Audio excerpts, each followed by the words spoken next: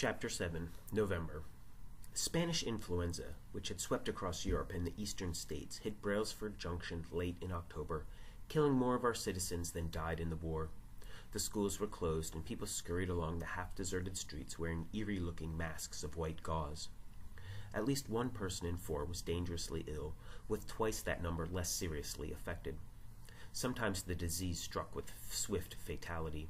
One ancient couple on the northern edge of town struggled out to their well to get a pail of water. The old man died at the pump, and his wife collapsed beside him, the handle of the bucket still grasped in her stiffening fingers. Mine was one of the milder cases, but on this occasion my father seemed concerned. He bundled me in several sweaters and blankets and helped me into the car. I begged to take Rascal with me, and he consented. We drove slowly through the increasingly leafless countryside toward the old North Homestead, now operated by my father's brother Fred and his gentle wife Lillian. I was to be placed in the care of Aunt Lily, who never refused a sick child or an orphaned lamb. It did not occur to my father to telephone her. He, like Uncle Fred, merely took her for granted. She had been an attractive young schoolgirl when my Uncle Fred had come courting in the 1890s. In a dashing rig behind a prancing team, and she still had traces of her former beauty of bearing 3 sons, cooking, washing, cleaning, and mending, gathering eggs and churning butter throughout these many years. She said that when she died she wanted to come back to the farm and do it all over again, because this was her idea of heaven. My Uncle Fred was of a coarser grain, but Aunt Lily loved him, rough, sun-browned, and strong, and weighing a well-proportioned 200 pounds. His jocosity was tinged with cruelty. He delighted in teasing Aunt Lily by playing, on his Edison talking machine, a cylinder record entitled, "Why I Picked a Lemon in the Garden of Love, where they say only peaches grow." Aunt Lily would sigh a trifle sadly and go on with her ceaseless labor, while my uncle chuckled, immensely pleased with himself and his wit. However, no one worked harder or longer hours than Uncle Fred. With 52 cows to milk by hand, 200 hogs to feed, 40 acres of tobacco to set, hoe, cultivate, top, sucker, harvest, strip, and bundle, and 120 additional acres of hay, corn, and oats to plant and harvest, there was not enough daylight hours during the summer to do the work. Uncle Fred drove his 3 teenage sons as hard as he drove himself, and if he ever gave it a thought, he must have felt that his wife's work was easier than his own. His hobbies at various times included photography and taxidermy, the raising of canaries and goldfish in commercial quantities, the breeding of merino sheep, Shetland ponies, ferrets, Belgian hares, and fancy pigeons.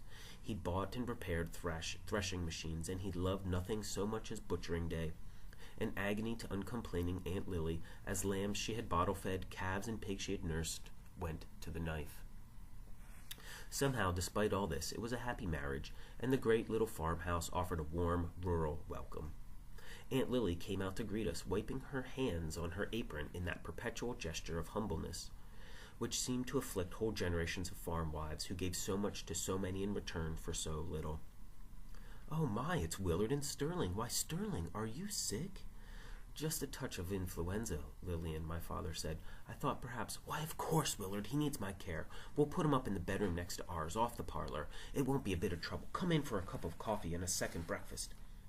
We went into the pleasant, fragrant kitchen with its great range dominating the middle of the room, its long table always spread with a clean gingham cloth, plants blooming in the windows, rifles and shotguns stacked in a corner. From the range she brought the huge granite-ware coffee pot and poured steaming coffee into thick ironware cups. "Now I can fix you ham and eggs, or bacon and eggs, in just a moment," Aunt Lily said, "and toast, of course. It isn't store-bread, just some I baked." I looked up at my father, hoping he would say something adequate, but he didn't, so I tried to be gracious. "Your bread is the best I ever ate," I said. Yours is the best bread I ever ate," I said. "And we don't need any ham and eggs, Aunt Lily, and thank you for everything." "Why, bless you," Aunt Lily said happily. "You're always welcome. You and your little raccoon, too. You're like a 4th son to me, Sterling."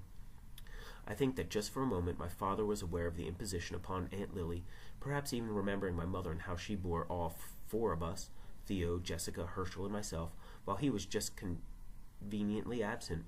But all he said was, "Just toast and coffee, Lillian. I hope Sterling won't be a burden for a couple of weeks." "I know Fred will be sorry to have missed you." Aunt Lily said, bringing the toast and preserves. "He and Charles are shooting squirrels down at the old Coonlin place. Wilfred is repairing a threshing machine, and Ernest is upstairs studying his school books. He'll be down in a little while." I sipped the good coffee, munched the wonderful toast, and thought that in this little world there must be few such human beings as Aunt Lily. For several days I spent most of my time in bed, arising occasionally for tea and toast or a short walk with Rascal. In the evening, however, I donned bathrobe and slippers to listen to Aunt Lily reading to the family in the parlor. The big base burner, with its glowing coals, sent ruddy light toward the dim corners where well-worn red velvet chairs and couches and an ornate parlor organ lent touches of faded elegance. Aunt Lily sat in her rocker beside a small table where a kerosene lamp threw its pale radiance upon the pages of a farm magazine. We sprawled around her in comfort, listening to her gentle voice as she read an endless serial. Rascal had absolutely no interest in this story, but he was fascinated by the jungle of beasts and birds inhabiting this room. Safely above the floor level, cardinals, scarlet tanagers, indigo buntings, and 2 of the last passenger pigeons ever seen in Wisconsin perched in perpetual silence on varnished branches amid wax foliage and flowers. Grouped on the floor, eyes gleaming with reflected light, were many 4-footed creatures Uncle Fred had shot, skinned and stuffed in lifelike poses. Badgers and woodchucks, a kit fox and a ferocious timber wolf made one unlikely grouping under the curve of the stairway. Rascal moved among potential enemies, alert and cautious. He was particularly intrigued by the mother raccoon and her offspring, arranged on the bole of a cherry tree. During a pause between chapters of the story, my uncle observed that raccoons are very interesting animals. Mighty good eating, too. Looks like you're fattening Rascal to make a coon dinner. "Now, Fred," Aunt Lily admonished mildly, "Sterling loves his little raccoon." "Who taught you how to stuff animals, Uncle Fred?" I asked, hoping to change the subject. "Thur Coonlin, my uncle said, a note of respect in his voice. "A great old fellow, Coonlin. Knew taxidermy from A to Z. Only trouble was, he'd draw a bead on a bird if he wanted, and then lower his gun. Too tender-hearted." "He was fond of birds," Aunt Lily said. "He couldn't bear to kill them." "I could kill birds all day," my uncle said. "Used to shoot down passenger pigeons by the bushel basket." "And they're all gone now," Aunt Lily reminded him. "Not one passenger pigeon left in North America. Let's get on with the story, Lillian."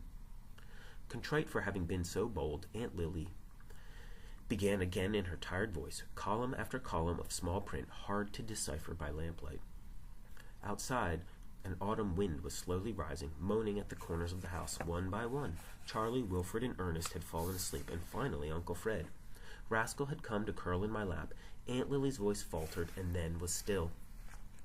The coals in the base burner glowed less brightly now, and the eyes of the silent animals, watching from the shadows, dimmed in the outer gloom. The kerosene lamp still shed its pool of light over Aunt Lily's graceful head. In a moment now we would all be off to our beds, Rascal's and mine, warm and inviting, and my cousin's less so in the frigid room above. Another November night had dropped its curtain on southern Wisconsin. On the 5th morning of my visit, Rascal and I joined the family at 4 a.m. for the first breakfast. Aunt Lily, of course, had been the earliest to rise. Building a fire in the kitchen range with the dry wood, and Ernest had readied for her in the wood box. Uncle Fred rose next. His method of waking his sons was to strip back all the covers in those freezing rooms, shouting jovially, "Milking time, rise and shine." We gathered in the kitchen for a light meal of ham and eggs, hot muffins, and coffee served by lamplight which gleamed upon black windows. Charles, the oldest of the boys, was always a little sullen in the morning, but he roused himself enough to tickle Rascal's belly, trying to make him fight. Wilfred was soft-spoken and gracious. He fed my raccoon bits of ham from his own plate and promised to give him a fast ride on his motorcycle. Ernest performed a strange service for any male in that household. He helped his mother put breakfast on the table and suggested that she sit down to eat with the rest of us. Aunt Lily gave him a grateful look, but said she would eat later. While we consumed our country breakfast, my aunt busied herself lighting the lanterns we would need. Among her many chores was the daily task of keeping the lamps and lanterns brightly polished and filled with kerosene. Her 4 menfolk arose without a word of thanks, put on old hunting caps, plaid jackets, and cowhide boots. Each took a lantern and a shining milk pail. I was warmly bundled as the others as we plunged into the outer darkness, lowering our heads to fight the blustering wind. My uncle led the line. Rascal and I brought up the rear. The swinging lanterns hollowed out the dark, throwing our shadows grotesquely against the barn and straw stack which loomed mountainous and forbidding just ahead. Inside the barn we were swallowed by a beamed cavern, inhabited by rows upon rows of drowsy animals. These stables were well cleaned and freshly limed each day. They had an odor that would always be nostalgic to me, faintly acrid, of course, but mingled too with the fragrance of clover hay, the sour tang of silage, and the astringent dust of lime, and the warm, good smell of the cows themselves. Hanging their lanterns on convenient pegs, my uncle and my cousin took hay forks and distributed the morning feeding to the cows. Then, sitting on a three-legged stool, the milk pails firmly clasped between their knees, they began sending rhythmic and ringing streams of milk into the buckets. It's a soul-satisfying sound, soothing to cows and milkers. The bells soften and the music fades as the pail fills. Again, it was fortunate that I had Rascal on his leash. As we walked the food lane ahead of the animals, a few old cows were cantankerous, poking their horns and bellowing at him. The barn cats, too, were a trifle suspicious. But when Rascal learned their trick, sitting up just as they did and opening his mouth to get a share of the milk being squirted their way, they acknowledged him as a veritable equal. Each milker had 13 cows to milk, a long, long process. Rascal and I soon went to sleep on a pile of fresh hay beneath the hay chute. When we awoke, it was the cheerful boom of Uncle Fred's voice. "Come on, boy, come on, Coon. Milking's done. Time for second breakfast." As I grew stronger, I helped with all the minor chores, such as gathering eggs, feeding the calves, and swilling the pigs. The autumn litters were becoming plump, vociferous porkers with greedy appetites. Under a huge iron kettle near the pig yard, Ernest and I built a crackling fire. Into the kettle we dumped 40 or 50 gallons of fresh buttermilk, to which we added ground feed, stirring the supplement into liquid as it heated. When the mixture became warm, we dipped it out, pouring it into long feed troughs. This produced such a wild scramble among the squealing, struggling, slurping beasts that Rascal climbed a nearby apple tree and refused to come down until the pigs had cleaned the troughs and were grunting drowsily in satiated contentment. Rascal liked the lambs, the big workhorses, and most of the other animals, but he never did learn to love pigs. My small part of the farm duties left me with plenty of time for pure pleasure. With Rascal on his leash, we visited the hay lofts, filled almost to the eaves with clover and alfalfa hay. Here there were always sounds of pigeons cooing, sparrows bickering, and mites rustling. Such somnolent music that we sometimes fell asleep, cupped in a hollow in the hay, safe from the wind and cold. The grain bins, filled with wheat and oats, invited a dangerous leap into deep waters. But since on one occasion I had barely been rescued from smothering in wheat, I now restrained my raccoon, who was unaware of his danger. In the tobacco sheds, the leaves were brittle and brown. They held no fascination for Rascal, who preferred the hams and sides of bacon hanging in the smokehouse, the cream and fresh churned butter in the spring house, and particularly the top delight of the entire farm, as far as this little bear was concerned, and honey in the honey house. It was Aunt Lily who thought of this special treat. She put out an old gray sweater, neatly mended at the elbows, threw a shawl over her head, and led us through the bee yard to the little brick building where honey was extracted. Inside this efficient room was a big metal drum containing revolving racks which threw the honey from the combs by centrifugal force. The extractor was not in operation at the moment, but enough liquid honey was in the bottom of the drum to fill several mason jars. It ran slowly because of the low temperature. However, the golden stream filled one jar after another as we waited, the net result of tens of thousands of journeys by the bees bringing nectar from clover fields all over the countryside. "Now it's time for you and Rascal to have your honey," Aunt Lily said, handing me a clean spoon. Rascal and I shared the spoon, of course, having been messmates on many other occasions. But I didn't get my share of honey because Rascal found his new favorite delicacy since sweet corn. Aunt Lily did not laugh very often, but she was laughing now until she had to wipe her eyes with the corner of her apron. The wildly excited raccoon had found the dripping honey faucet and was upside down, doing his best to get every drop left in the drum. Oh, Sterling, what a charming little animal. She put an arm around me as we watched, and I suddenly had an overwhelming desire to tell her how much she meant to me. I think she knew without words, because when I looked up she was not laughing, only smiling tenderly.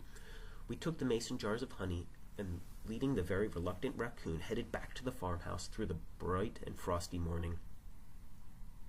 False Armistice Day and my 12th birthday fell on the same date. Aunt Lily answered 3 long rings on the party line, which meant a general message for all phones. It was during second breakfast, and we were at the table. Even before she hung up the receiver, she was saying, "Oh, how wonderful. Oh, thank our Heavenly Father. It's over. It's all over. They stopped all the terrible killing in France."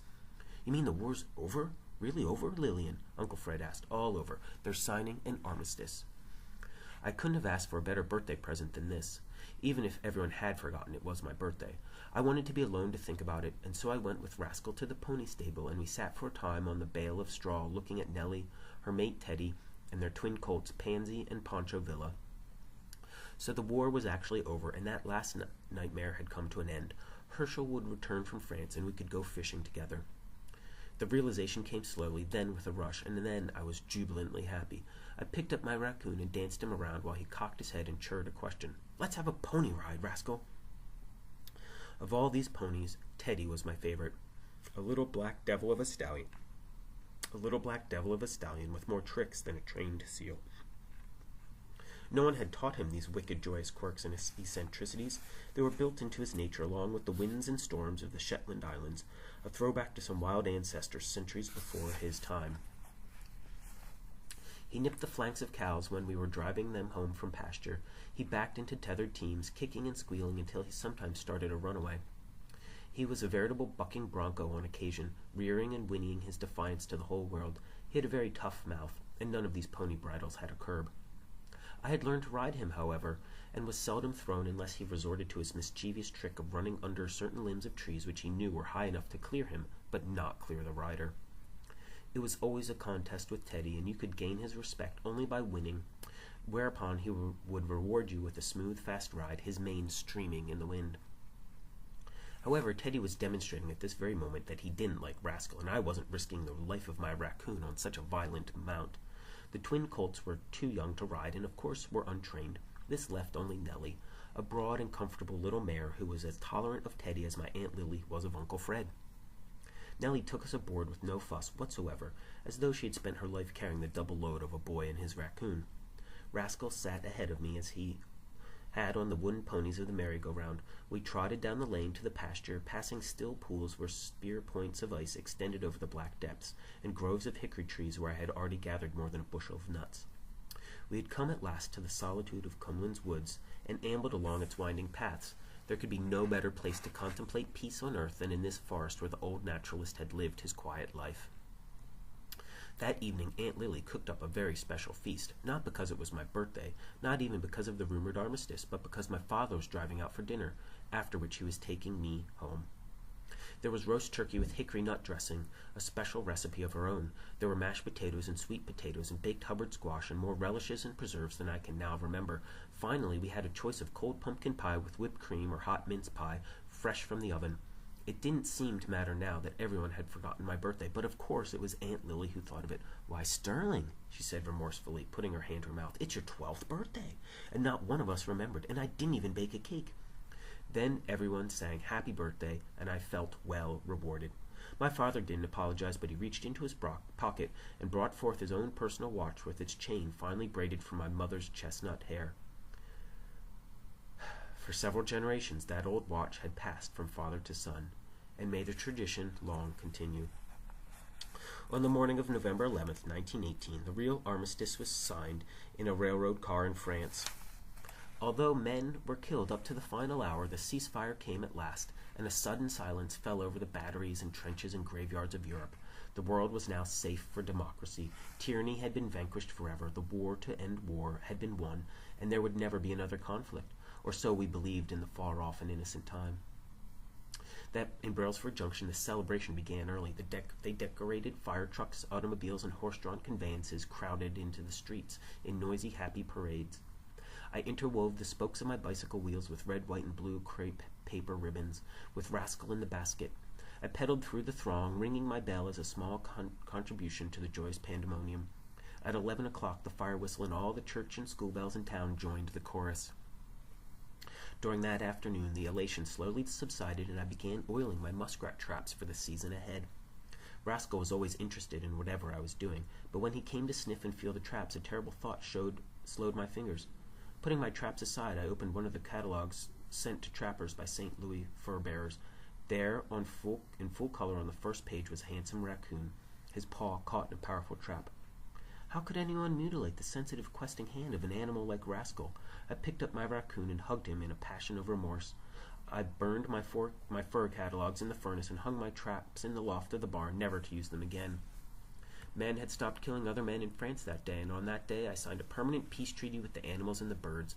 It is perhaps the only peace treaty that was ever kept.